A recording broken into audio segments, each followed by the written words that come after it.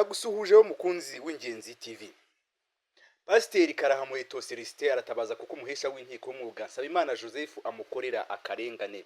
Ubutabera buboneye nibwo jisho ry'umuturage bumuha umudendezo agatura atekanye. Aha niho havuye ikibazo kivuze ubuhuha hagati y'umuhesha w'inkiko w'umwuga Maître Nsabimana Joseph ushaka kugurisha umutungo wa Maniraguha Nestor. Ubwo Pasiteri Karahamuheto Celestin yagurishaga isambu ye akayigurisha na Mutabaruka Vedaste nawe akayigurisha na Maniraguha Nestor. Isambu yagurishijwe na Pasiteri Karahamuheto Celestin iri mu mudugudu wa Gisovu, akagari ka Kanyana, umurenge wa Rugendabari, akagari ka Muhanga, intara y'Amajyepfo. Ubwo Nyirasengimana Mariana yatangaga ikirego arega Pasiteri Karahamuheto Celestin akamutsinda, urukiko rwanzuye ko umutungo wa Pasiteri Karahamuheto Celestin utagurishwa ngo uve mu bwishyu kuko ntaho umuryango we wabona utuzwa. Umuhesha w'inkiko w'umwuga Darius yasanze itegeko rimukumira kugurisha umutungo wahoze ari uwa Pasiteri Karahamuheto Celestin kuko yawugurishije mu buryo bunyuze mu itegeko ryo kugurisha umutungo we n'umuryango we binyuze mu nzego z'ibanze kuko zasinye zitera kashe. Iyi ni Ingenzi TV. Aha niho hibazwa impamvu umuhesha w'inkiko w'umwuga Nsabimana Joseph ajya guteza cyamunara umutungo wa Maniraguha Nestor yitwaje ko ucyanditse kuri Pasiteri Karahamuheto Celestin.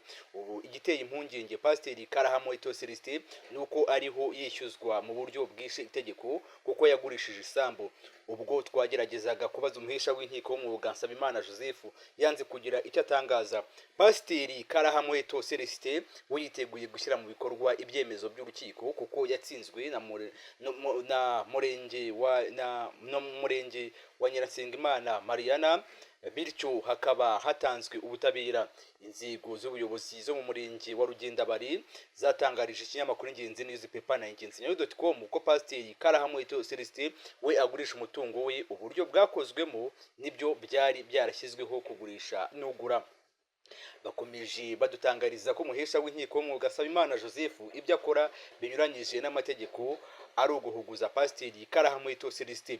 Inzego zikuriye Maître Nsabimana Joseph nizo zihanzwe amaso kuko arakora ibinyuranyije cyane, ko agurisha umutungo utari uwishyuzwa.